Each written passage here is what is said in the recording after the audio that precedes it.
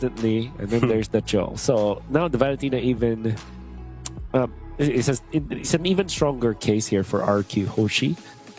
However, they kind of need some sort of instant burst damage that can come out of the Farsa or the Lunox, especially because you have already revealed your Esmeralda. So RRQ are just gonna pick up a hero that will answer one of the many problems here. Like, okay, they pick up the Lunox, it's against the Esmeralda. If they pick up the Valentina, it's against Yuzhong as well as the Hayabusa.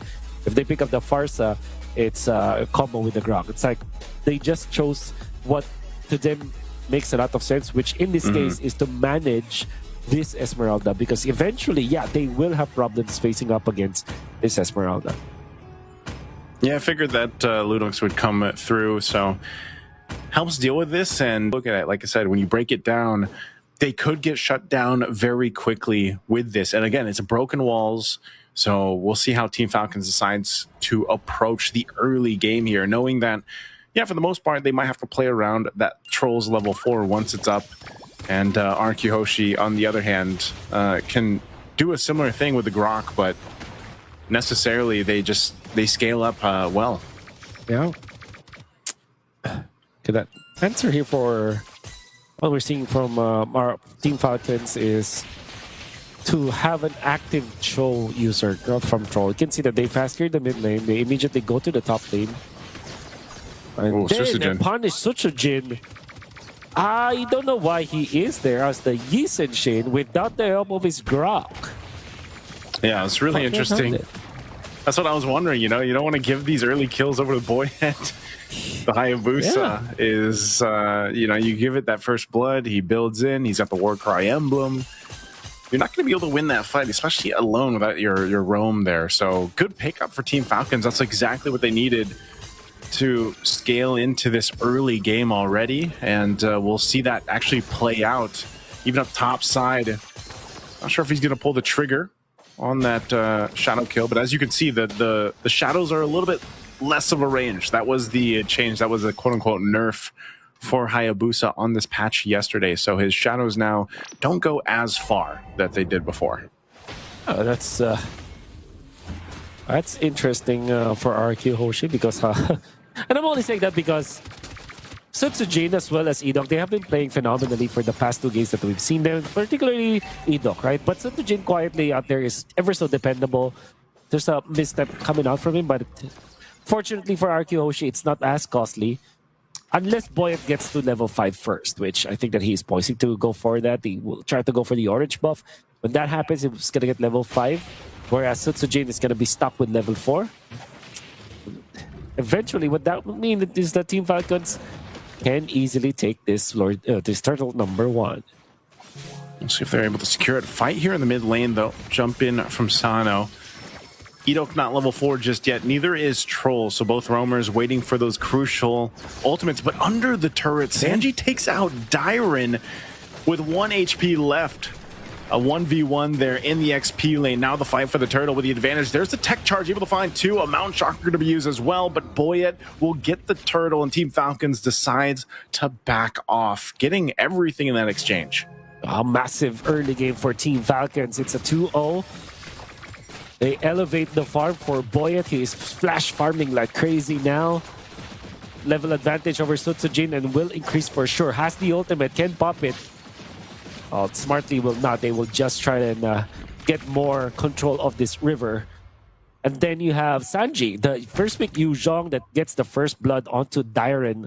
Team Falcons are winning in almost any lane in this game. And although this is just a 900 gold lead, you will feel its effects come the second turtle. Good kick away the dragon. Edok gone. Feeling a taste of his own medicine on this Cho in the hands of Troll. Again, it's a signature pick for Troll as well. He's loved this Cho ever since, and now Toy going to be in trouble. Pop of the Vengeance.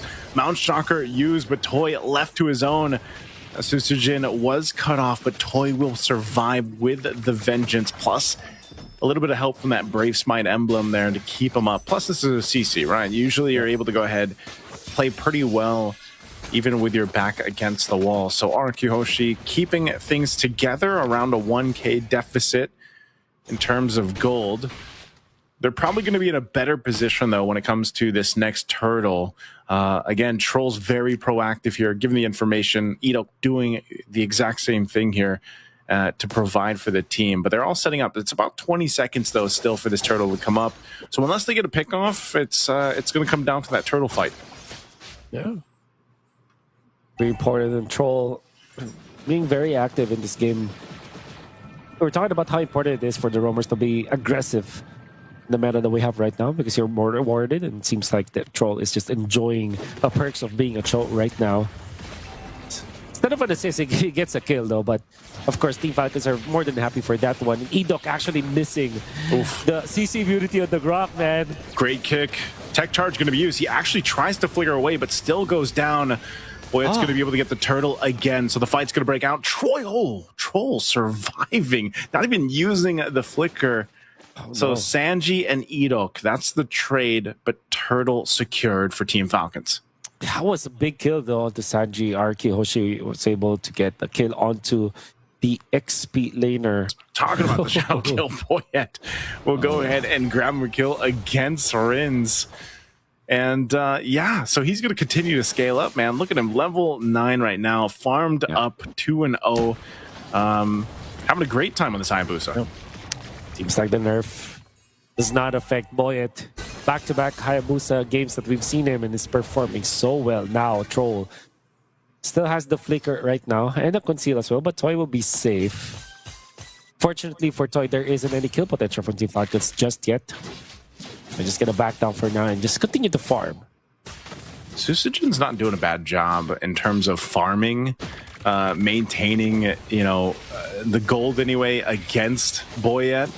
A Brilliant's going to be used. They're actually going to go for Troll. Oh, they get the flicker out. So defensively, way it goes back here. Cuffin, there's the falling Star Moon. They're going to force it in the mid, but Sano, I'm not sure if the communication just wasn't there. It seemed like they wanted to fight, but they got the call from Sano. Sano jumps in and just dies.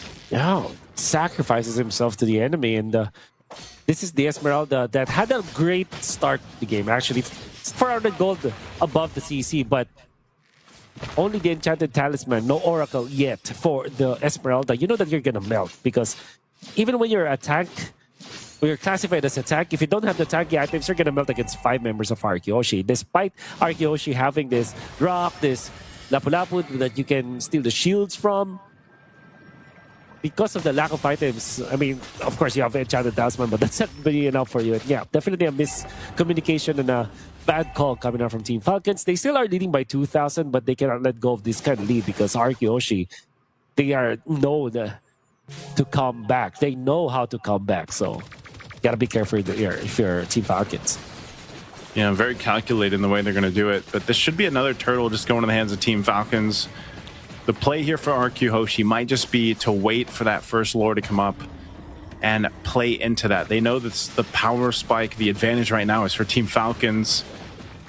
And if they can continue to, find a kill here or there, that's great for RRQ Hoshi. If they don't, then it's more so of just making sure they don't actually get picked off by Troll. For the most part here, they've got to be in the best fighting position when that lord does come up. Now you're facing that 2.5k gold deficit if you're RRQ Hoshi, which is nothing too crazy. Yeah. Especially if you have enough time to just go ahead and farm up what you need to. Again, this lineup that they have, late game can be devastating. The potential is there, especially with the Lunox, to scale up. Toy in the sense as well, like his job later on is just going to go ahead and to be put pressure on that backside, which is mostly even to cut off Cuffin, like from the team fights. That's something that they can do. But right now it's more so just being able to build defensively, especially their front line, to withstand that initial burst of damage too, even if it's from Boyette, even if he uses that shadow kill. So RRQ Hoshi playing that later portion of the game. They might force a fight here down on this bottom side. Susujin dealing with Sano, but there's enough shields there. Sanji's going to jump forward, and Susujin, unfortunately, just getting cut off from the team to help him out there. Yeah, Troll actually kicks the Grok so that the Grok will not be able to help Susujin. I don't know if that's intended, but it led to a kill for Team Falcons. Even if they threw so much in there, that's a valuable kill in a clash in the mid lane. Big tech charge. Edok almost dying to the essences. Here comes Sano. He's going to clean up the kills, dropping in. And now in the mid lane, Boyet once again. Look at the damage. Dyron burning, but still alive. And now Toy, what can he do on this CC? The tier 1 turret of the mid does finally fall. Team Falcons just heavily swinging in their favor. Perfect time as well, as Lord's going to be up in a few seconds. Oh my god. And the fact that they converted into a turret as well, that's going to be good for Team Falcons objective wise. The way that they're controlling this game is really good. The aggression is there. Now they're leading by 4,000, and there's nothing that RRQ Hoshi can do. No flying clouds to aid them this time. And Team Falcons will just collect the Lord easily. Now Sano has the Oracle, so there's a little bit of tankiness from Sano. Now eventually Coffin will also be a problem. He is a problem right now, but he is actually 6.6k gold, which is 2,000 gold above Rins right now, the mid laner for RRQ Hoshi. That's why I kind of had a lot of reservations for this Lunox, although it makes so much sense. I think that it's just too weak in the mid lane that it's difficult to activate that hero. We've actually seen that a couple times now, just today, you know, and I think even a bit yesterday, where the Lunox just, it seems to get chosen in these lineups, these compositions, especially when you have so many of the other power picks in the mid lane banned out. The Eve, the Farsa, the Jushians, for example. Teams seem to opt for this Lunox, but they struggle a bit to really allow it to come online and be of use. You know, so, but still, you can't deny that that burst potential is there in the late game. There's a tech charge. Not going to result into anything here, though. Sano as well, alongside Sanji. They're holding their own. The Lord is still making its way up top. So RRQ Hoshi trying to manage some of these waves being pushing into the tier 2 turrets, but a fight might be breaking out. Troll goes in with the G-Kundo. There it is, the knockup though from Sanji. Pop the dragon form. Toy's already gone, and Team Falcons are looking for a continued push into the base of RRQ Hoshi, but they only get Toy. Lord's going to be cleared out, but that top shield and some damage to this base turret might be all they get here. Yeah. Yeah, it's fair enough for Team Falcons. They don't need to rush this game. They don't need to end it as soon as possible. They have okay scaling. They have the Hayabusa, they have the Kimi. Even the Esmeralda scales better as the game goes longer, so they're okay with this kind of collection. The fact that they have taken all of the other turrets of RRQ Hoshi at 11 minutes is already pretty good. And meanwhile, RRQ Hoshi has only taken now one of their turrets. RRQ Hoshi needs to find a way to win the next Lord fight. Otherwise, it will be a very difficult defense. Because if you're looking at the heroes of RRQ Hoshi, they don't have the best high ground defense. Not like they have the Farsa, the Exborg, Kimi, for example, heroes that can actually defend easily. They do have the Lunox for wave clear, but you don't want to commit all of your spells as the Lunox on the minions.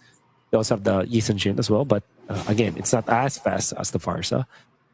Well, all I'm trying to say here is the next Lord is important for RRQ Hoshi in a way that they need to contest. Either get a team fight win or get the Lord, most ideally, over Team Falcons. Let's see what they can do here. Troll's got immortality now, so he can be a little more risky on this. It looks like they're going to go for a sandwich play up here. Conceal going to be used as well. Meanwhile, they're just going to collapse down. Nowhere to go. Delete it. Even with a vengeance, Boyet again will pick up a kill. Edok falls. Coffin gets a double. Dyron and Susujin not part of that fight. Team Falcons knew that they had a clear sign to go, and they made it happen. Troll! Oh, really close. Trying to get that kick off, but now Susujin is going to be the one to fall anyway. It doesn't matter. Now Dyron all left to his own after popping the flicker. Team Falcons with that minion will push into the base. They've got the push up top as well. Can RRQ Hoshi buy enough time for Rins to join this fight? A falling star moon right for Rins. Boyet's gonna jump in with a shadow kill again, and they've got the waves pushing in. The 3 members of RRQ Hoshi are up, but they're going to be able to clear out the waves. The Lord was secured as all base turrets of RRQ Hoshi are now down. Can Team Falcons end it here with a massive lead at 12,000 gold against RRQ Hoshi in game 1? This 14-3. They'll have to wait for this Lord to push into this base. Susujin is back there, can defend now. Dyron will be up too, but the Lord for Team Falcons is going to be massive. There's a Black Dragon form here to cause the distraction. The Rampart was there to delay the Lord push into the base, but it's going to be locked on at target. They do what they can to clear this out. Troll goes for the kick. The base taking some damage with the Lord there. Team Falcons deciding to go for the kills, but they'll finally lock onto the base to take game 1 against RRQ Hoshi.